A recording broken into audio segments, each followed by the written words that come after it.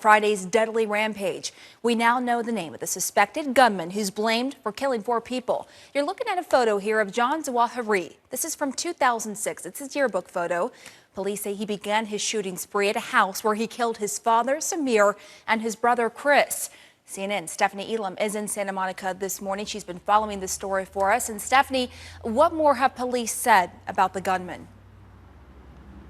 Well, Pamela, we can tell you now that it looks like John Zawahiri actually did have a connection to the school. He was attending there as recently as 2010, Santa Monica College this is, along with a family member. Police believe that he first set the house on fire before shooting his brother and father, and then carjacking a woman and shooting at a city bus before making his way to the school, where he then killed those 4 people. Now, as we look at this, police are very interested to know how he was able to amass the massive number of weapons and ammunition that he was able to carry onto the school campus. They do believe that it was also premeditated based upon the fact that he did also have body armor on, Pamela.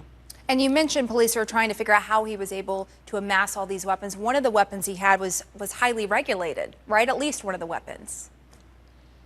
Definitely. There's this one in particular semi-automatic rifle that he did have with him. That one in particular, they're trying to trace and research how he could have gotten his hands on it because of the fact that it is so regulated here in California. It's not like you can just go out and get it. And because of that, they want to know a little bit more about that. And also the state of his mental health. That's another issue that they're very concerned at looking at, because the police have let us know that they did have some contact with him in 2006, but because he was a juvenile at the time, they could not release that information. We also know that he was enrolled at a high school here in Santa Monica that's for people who are behind on credits as recently as 2006, but it seems he may have dropped out after his junior year at that school because he was hospitalized. We don't know if it's because of officials or because of his family after he had expressed some threatening words about harming a certain individual. We don't know more about that at this time, though, Pamela.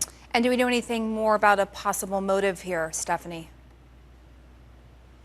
There is no word on what the motive could be. They're still trying to figure that out, but one thing they are definitely saying is that they do not believe that this is linked to international terrorism, simply because they are looking at the information that they have about this young man that they had known for a long time. He did this, by the way, the day before his 24th birthday, to let you know how old he was. But they do not believe that this has anything to do with that. This is just one person who just went on a rampage that was self-motivated at this time, Pamela. All right, Stephanie, let's talk about the victims here. Do you have any updates on them, how the surviving victims are doing, and about those that are deceased from the rampage?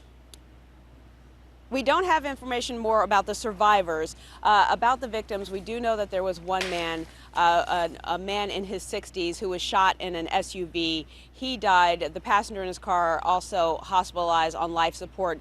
That much we do know, but beyond that, we don't have any more information. And as you know, it is still very early here in Santa Monica. As day breaks, we're hoping to get more information from the police.